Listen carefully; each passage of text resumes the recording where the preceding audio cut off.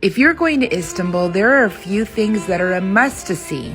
I'm going to show you our day and show you how easy it was to explore the highlights of this city. We cruised into this port and then we took public transit right up to the square. From the cruise port, we could see these mosques. The Hagia Sophia, or the Hagia Sophia, as well as the Blue Mosque, are only 4 minutes away from each other. The first place that we went to visit was the Blue Mosque. It was built in 1609, and in those days, the only other mosque that had 6 minarets belonged in Mecca. Since then, the mosque in Mecca has built 2 additional minarets.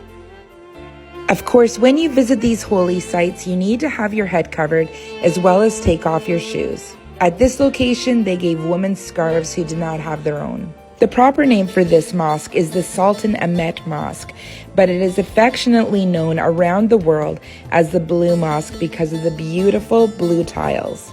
Next, we were headed for Hagia Sophia, but the lineups were so long that we passed right by that and went to the palace. If you're going to be visiting the Hagia Sophia, you will probably want to avoid early mornings because of cruise ship tours and the times of prayer, which is around midday.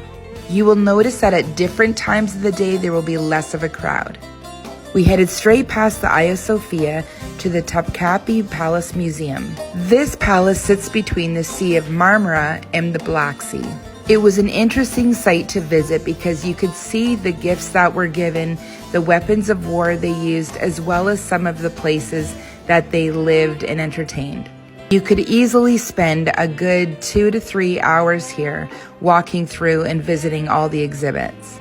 Another interesting fact about Istanbul is that it lies on a fault line, so part of Istanbul is in Asia and the other part in Europe.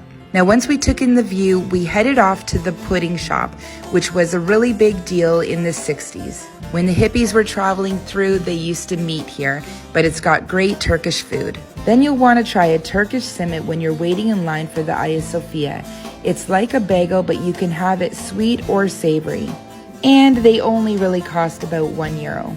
The lineup for the Hagia Sophia was still about an hour, but it was worth the wait. Again, this is one of the destinations that you're going to need a head covering and you'll need to remove your shoes. The Hagia Sophia was originally built as a Christian Orthodox church.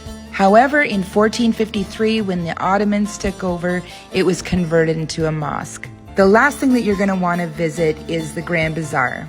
It is one of the most colorful places to find your Turkish delight, many spices, and plenty of tea.